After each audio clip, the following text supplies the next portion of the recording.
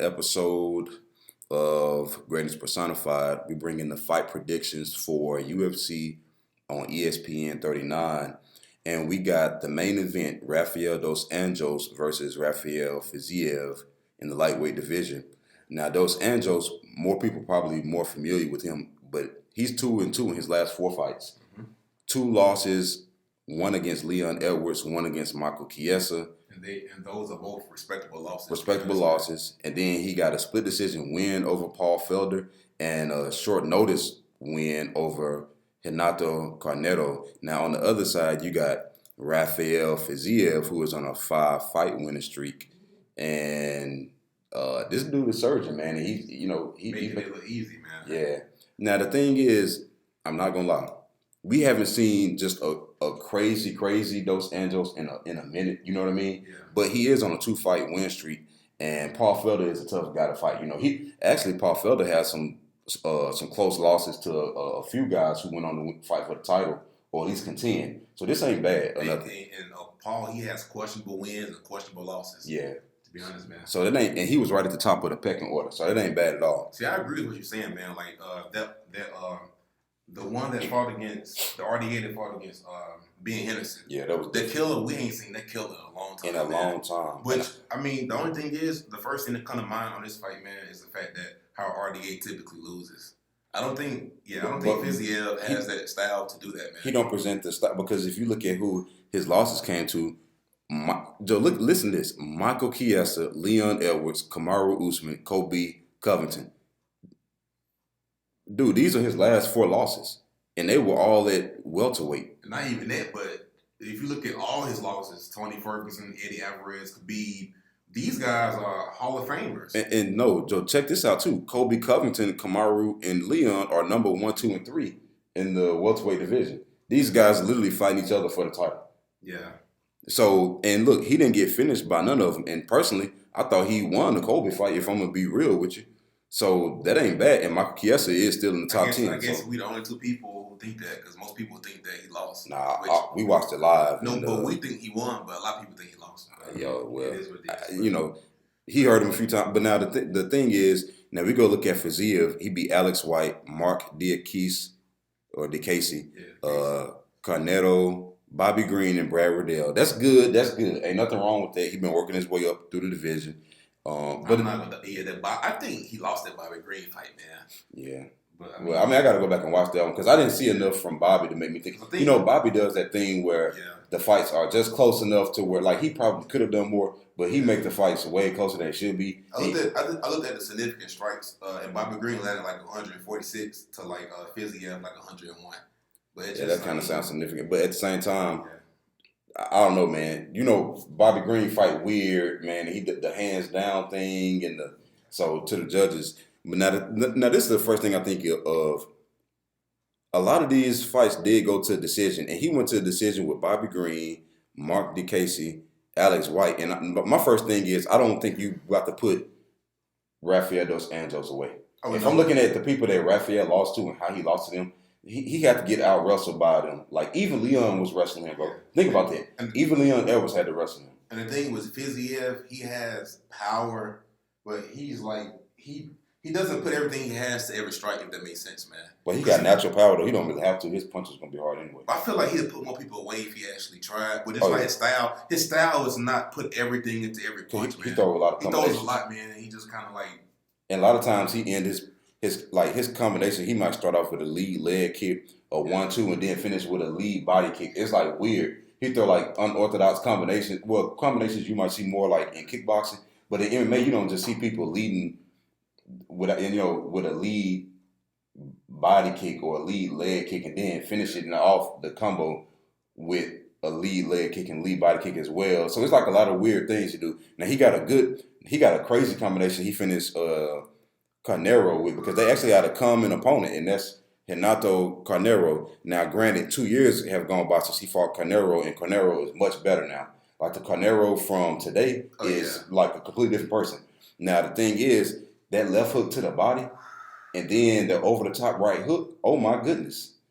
Dude, that's money. I think, honestly, I hate to say this, man, but I think clearly like Fiziev has the striking advantage, man. And one thing I was looking at, well, in my opinion, one thing I was looking at, bro, is Fiziev takedown defense is 95%. And I'm thinking, like, if RDA is going to win this fight, he's going to have to get this fight to the ground. And that's good, but look at the people he fought. That's true. He ain't fought Alex White.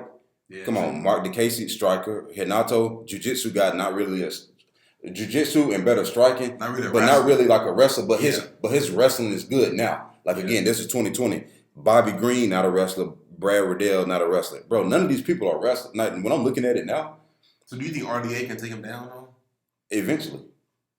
Now the thing is, I know that Rafael gonna make the investments into the body. He gonna make the investments into the legs. You know what I mean? I'm gonna tell you one thing, bro. Fiziev never been in the 5-round fight in the UFC. And you gotta say that RDA, bro, like he's known for his cardio. That's true. So if RDA can get this fight in the 4th and 5th round, bro, like and then Fiziev does start to slow down in the 3rd round too. Yeah. Also, like if you really just look at it. Now the thing, like I said, it'll be a little bit better for him because he gonna go to the body on Dos Anjos. He gonna go to the legs. So it ain't like it's gonna be just a super fresh Dos Anjos. But I'm gonna tell you another thing, Rafael Dos Anjos, people sleeping on his striking because you gotta realize he was doing some damage to some of these people, bro, and that's why they had to win the way they did. Let's be real. Kamaru, how he had to win that fight. Leon had to grapple this dude.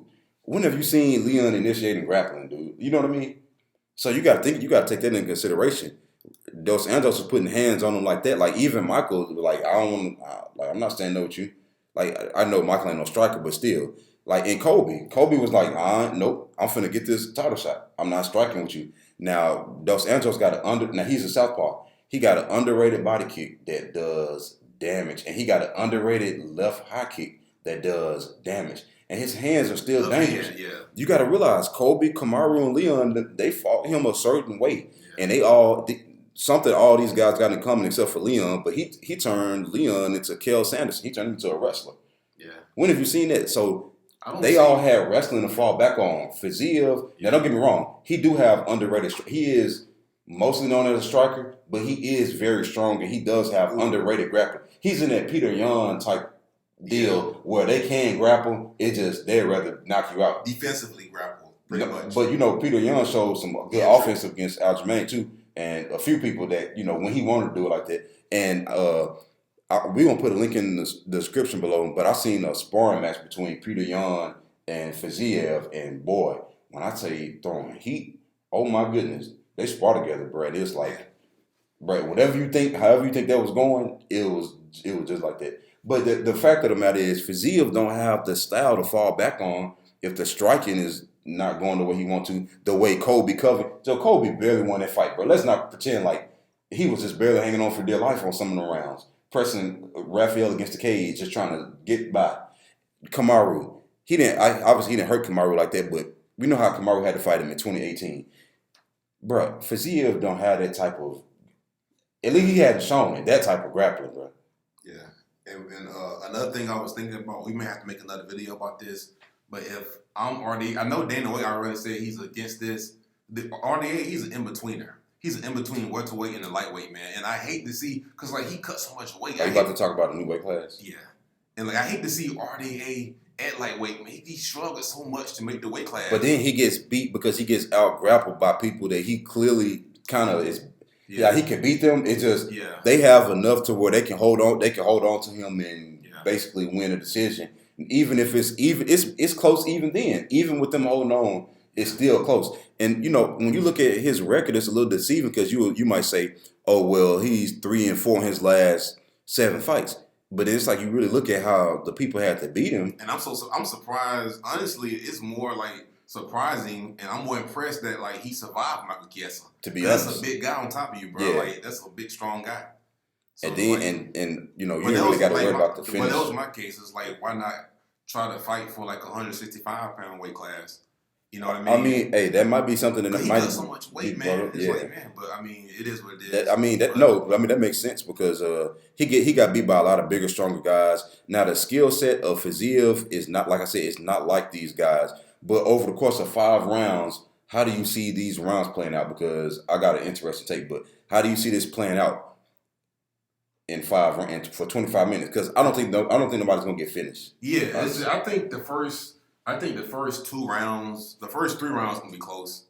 But then we know who's going to win the 4th and 5th round, man. But we've been surprised by people who we thought, they never seen the 4th or 5th round. Yeah, we said the same thing with Josh Emmett. And it was somebody before that who we were like, he ain't never been in the 4th round, and he actually was able to get Sarukian. They say, Sarukian ain't never been here, and they didn't give it to him, but even though he dropped Gamrot, a lot of people thought he won that round, and he actually did better in some of those later rounds. Hey, I'm glad you brought his name up, bro, because I was gonna say this earlier.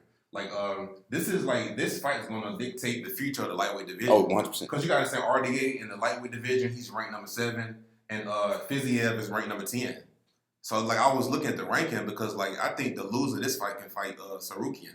Oh, that's what I was thinking about, man. Yeah, they actually ranked ahead of him. So actually, if they it'd be a good fight for Sarukian. Actually, to be honest, he ranked behind him.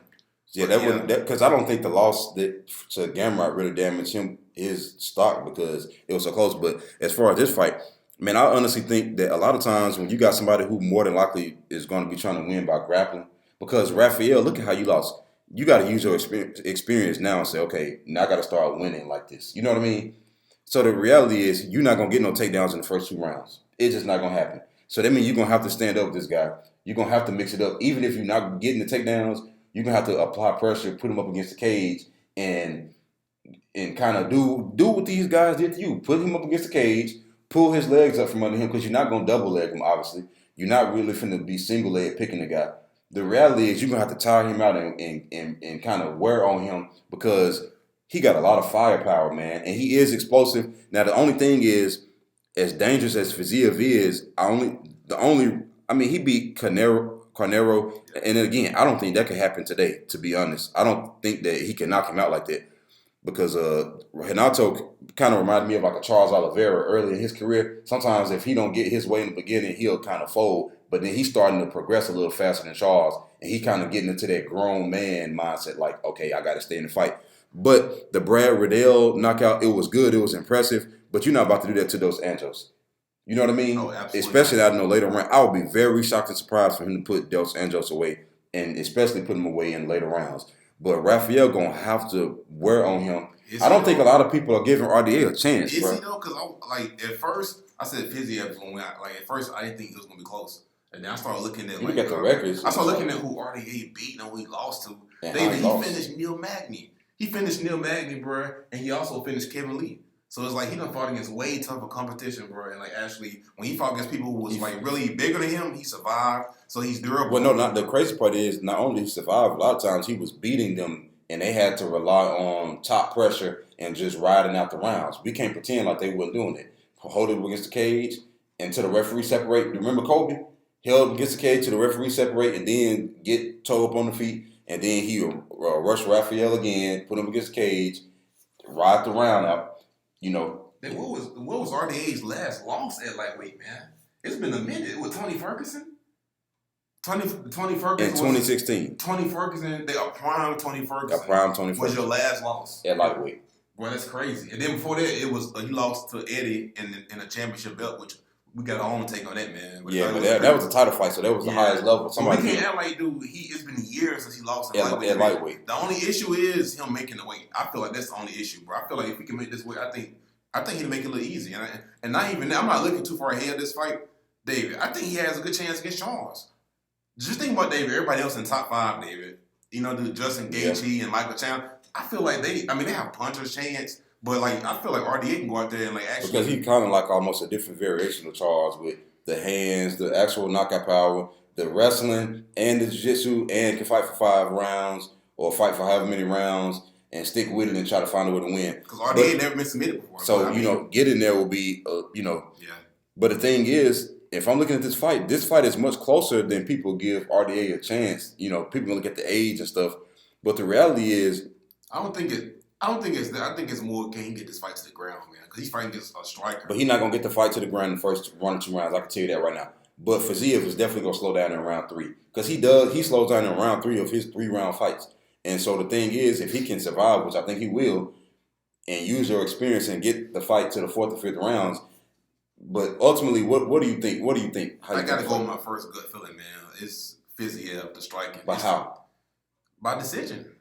But he's going to have to pace himself. But it's like it's a big what if, man, because we never seen him in 5-round fight, bro. But like we said the same thing with Josh Emmett. I know. And he ended up going 5 rounds, man. Like, but the thing is, I think Fiziev, bro, if he can pace himself, man, I think keep the fight stand up. I think he can make it look easy. And you know, I don't doubt that Fiziev can win. It's not that I think that Rafael is just so much better. I just think that people are sleeping on RDA. And when you really take a deep dive into his record and all the things that we talked about, let's be real. All the people that Rafael Fiziev beat, Dos Anjos would have beat them. There is not a single standout on here that I think will beat. They don't fall into the category of Colby Covington, Kamaru Usman, Khabib, and Prime Tony Ferguson. Not a single one of these people. Not even the best version of any of them. And to be honest, that's not to take away from his win streak, but this could be Rafael's win streak. But the same people that beat Dos Anjos would have beat Fiziev, and they actually might have finished him. Hey, and another thing I was thinking too, bro, like pretty much, well, never mind, I'm not going to say it. We're going to make a video about that. Okay, well, and it's not even to take nothing from Fiziev because he is, hey, this is a big fight for him. If he can win it, obviously now you cemented yourself as one of the top guys who you want to get in tough fights from. At this point, if you fighting Justin Gaethje's and these type of people. We thought Pedro Munoz was underrated. I think RDA might be the most underrated fighter of all time. Of all time. And it's like, bro, people always underestimate him, bro. But I mean, so it's Fiziev is the guy right now, man. He's surging. He's good, man. Like I said, beautiful striking, good combos. But he fights like he wants it. You know what I mean? So many times, man, you yelling at the TV, telling the guy, "Come on, man, pick it up." But Fiziev, every round he brings it. Like he really, man, he's trying Petrosyan. He trained like it's killers, man. Like they got that killer instinct. And he is really good, man. I know I've been more supportive towards RDA, but don't mistake it. Like, Fiziev is definitely that guy. Like, they made this fight for a reason. Because they trying to see, hey, if you can get past RDA, if you look at the people that beat RDA, if you can get past him, you might be the guy we think you are. So, obviously, people do think he has a good chance. But I'm going to just pick RDA, man, because I think people sleeping on him. And I've been saying this for years. Hey, I won't be surprised if they go out there and just leg kick each other for 5 rounds either, man. They're both that type of fighter where they can go out there and just fight smarter and just because like really, I mean they both got one knockout loss. But at some point, man, you gotta start grappling. Especially you start getting to these later rounds. If you want to make it clear, hey, give me the decision and let me get this other person out of there. But what's your final prediction? I'm gonna go with Fiziev by decision. And I'm gonna go with Rafael Dos Anjos by decision because I think both guys are too tough to be finished. To be honest, by each other. And I'm looking at the way Fiziev got finished, and it's like Rafael ain't finna be throwing no spinning back kick, bro. Like he ain't that type. But I'm gonna go with RDA, and you going with Fiziev. So we'll see if y'all like, subscribe, let us know what y'all think in the comments below.